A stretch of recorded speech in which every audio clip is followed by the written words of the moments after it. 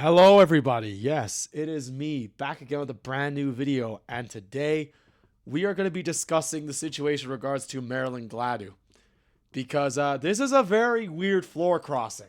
So for those that don't know, she was elected as a conservative, and she won with a very wide margin, and she out of nowhere crossed the floor to the Liberals, and by the way, she has basically no liberal positions whatsoever. She was against banning conversion therapy. She's very pro-life. She was very vocal on the COVID lockdowns and vaccines, especially after they removed Aaron O'Toole, if I'm not mistaken.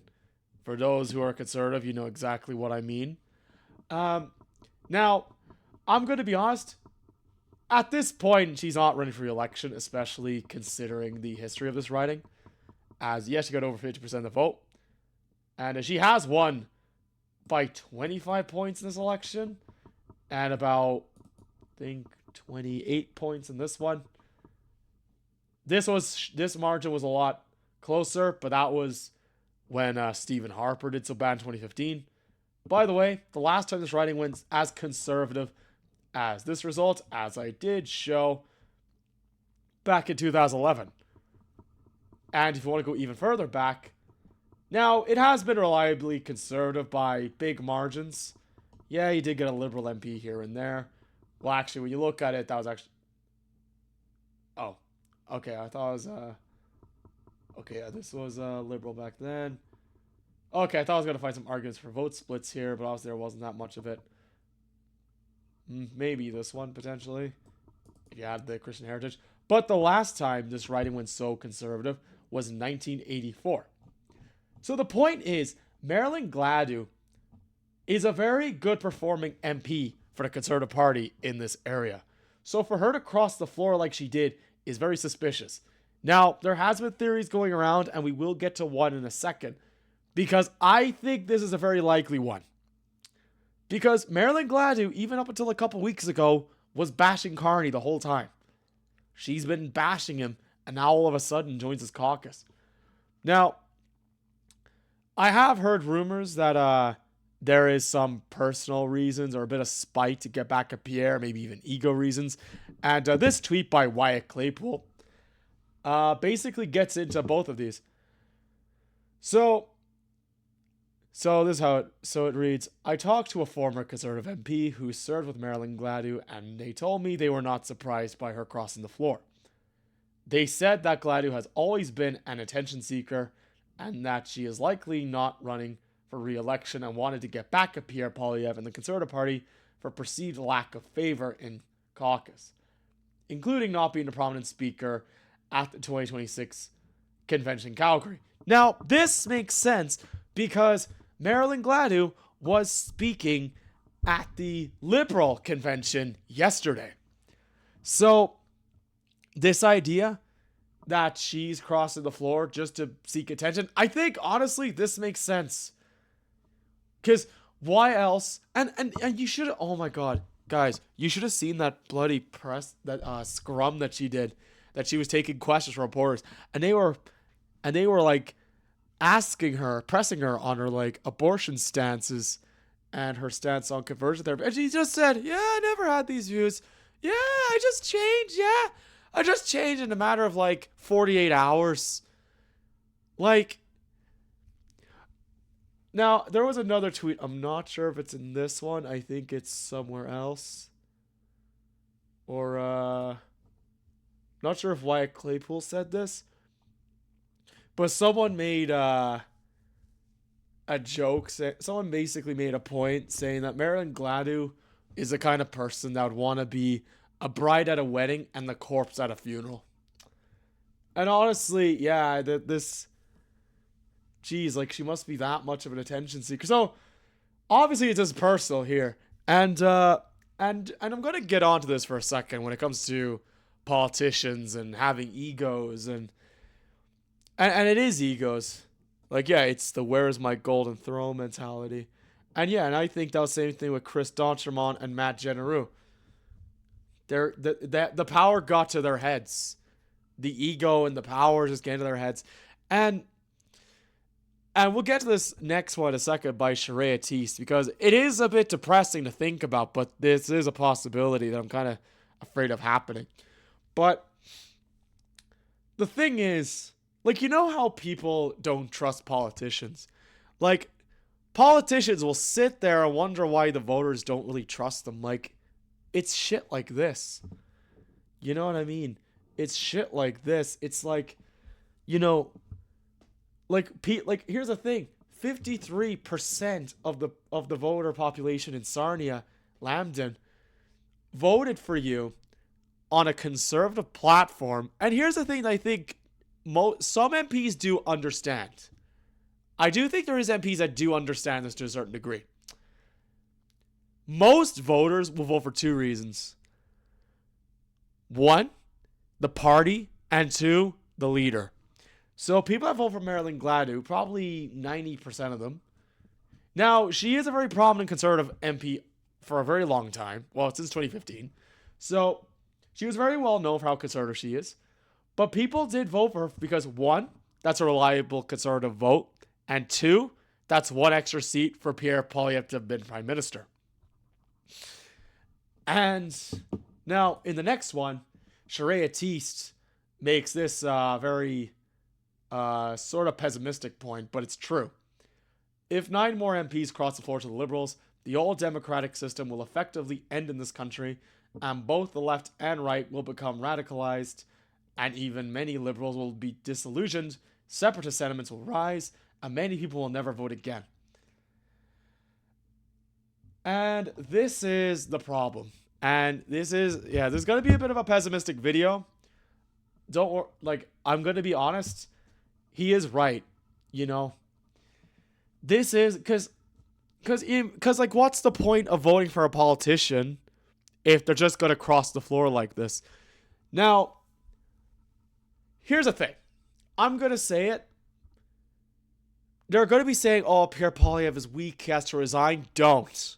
Okay? He shouldn't. This is what they're trying to do. See, I know there's a okay. Guys, let's seriously think about this. When Andrew Scheer and Aaron O'Toole lost their elections, Justin Trudeau had minority governments both times. Was there any attempt at floor crossings then? Not many, I don't think. At least not like this. Now, yes, I know Carney had a closer government, so of course they might attempt this. But the thing that I think people need to understand is that if Pierre Poilievre was as unpopular as the media tries to make him out to be, let's look at his polling. Okay? Now, I know it's not looking the best, but you look at some, like 37%, 36%. How often does a conservative lose an election and stay consistently in the mid-30s? Like, this rarely happens. Like, what was it like back in 2021 when Andrew Scheer lost? I mean, I don't... let's go back. Yeah, look, low 30s. Now, I know there was that kind of election, but look, you know. Okay, I mean, this was okay. Wait, this one they got rid of him. Now, this was COVID, to be fair. But the point I'm trying to make, guys, is like, I think the media and the Liberal Party knows Pierre Poilievre has won a good shot at winning this. Because let's look back months ago. I know it was months, like not even 4 months ago. Pierre was tied with Carney. And I know Carney's having another honeymoon period, which is starting to level out a bit. Look, Carney's numbers are even starting to go down again. You know? So, I'm going to be honest. I think the numbers will be tighter than it looks. They'll be tighter than this. I think Pierre's probably in the mid to high 30s, like 36, 37%. Probably at the moment. Like, probably this Abacus data poll, like 44. I think this margin is more believable. And I do think, like, as we get over the next few months, it will start getting closer and closer again. But, and that, the point I'm making, I know I'm making this point very long, but the point I'm trying to make is that they're scared of Pierre. They know he has a shot that if he succeeds, he could win. And they know he's going to be effective. That's what I think it is. This is what they're trying to do. They're trying to demoralize conservative voters as much as possible. Because the more, and guys, don't fall for it, okay? Don't fall for this demoralization. They're trying to demoralize you because they're trying to fuck up Pierre's chance of winning. Don't let them. And you know what? Pierre has come up with a bold idea. So yesterday, Pierre, so at the end here, so let's play it. So where do we start from? I think we'll start from here. She has said, oh, I don't want to get copyright for this music. Let's just turn it. I don't want to get copyright for music playing. So just read the subtitles. Actually, never mind. So basically, what Pierre was saying was that MPs that could basically, he's repeating Marilyn Gladu's own point, that she said that politicians that cross the floor should have a by-election. Now, I know with the system we have, generally speaking, like crossing the floor is something that happens.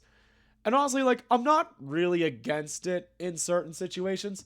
However, Pierre did propose a policy idea. And I think it'd be a good one if he runs. And this would be a great one to push on now. Especially what's happening. And especially with 9 more. And Pierre needs to push this. Recall legislation. I think members of parliament should be recalled if they're not accountable to their voters. Because the other three, so Matt Genereux, for instance, like representative for Edmonton Riverbend, he doesn't even live there. I heard he apparently lives in Victoria, BC. Why is he representing them? You know, that's ridiculous. And there's even another rumor that Matt Genereux might actually try and run for the seat in Victoria. That is a rumor I've been hearing. And you know, I wouldn't be shocked that he does. I really wouldn't be surprised. By the way, NDP, you should try and flip that seat. Anyways, that's an idea for a seat you could try to flip if you want. But yeah, so yeah, no, I think Pierre, keep going.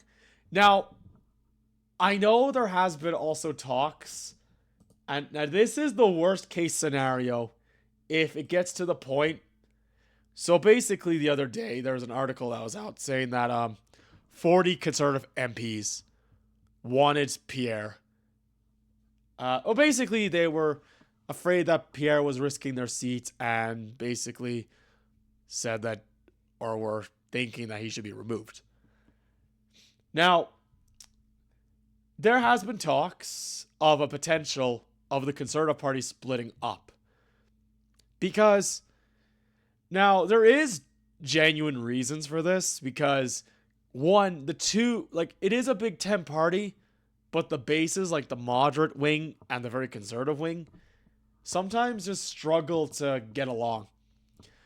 Now, I will discuss this concept in another video because there is an idea that I do have in mind that I think the Conservative Party should think of, or at least conservative like strategists, as in BC actually, they are thinking of a pact.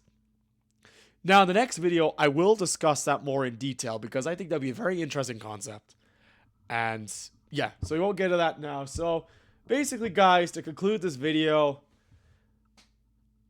yeah, so on the floor crossings, like, I'll be honest, like, okay, I'm gonna say there's one other point. So back when Leona Alislev, I think her name was, when she left the Liberal Party to join the Conservatives, I mean, even back then, I wasn't really in favor of it. I mean, look, one conservative vote, yes, but then there's a problem of, this is a former Liberal, you know? Like, what is her views really going to be? And this is the point that that Sharia Teese was making about Liberals being disillusioned. Because a lot of Liberals are very pissed off with a social conservative. Because Marilyn Gladu is like, you know, the Sarah Palin to some liberals. You know what I mean? She's like the Sarah Palin of Canada. You know what I mean? Okay, maybe Danielle Smith would be more of that comparison, but I mean Marilyn Gladu is another one. Maybe I don't know about MTG. That'll be a bit too far. That's way too far. No, not MTG. I wouldn't compare Marilyn Gladu to her. I mean Marilyn Gladu is actually, in fairness, before she crossed the floor, smart, very smart. In fact, she hided how egotistical she was. So, anyways, this video is longer than it needs to be, but that's fine. So yeah, guys, that's been it from me. See you in the next one. Bye now.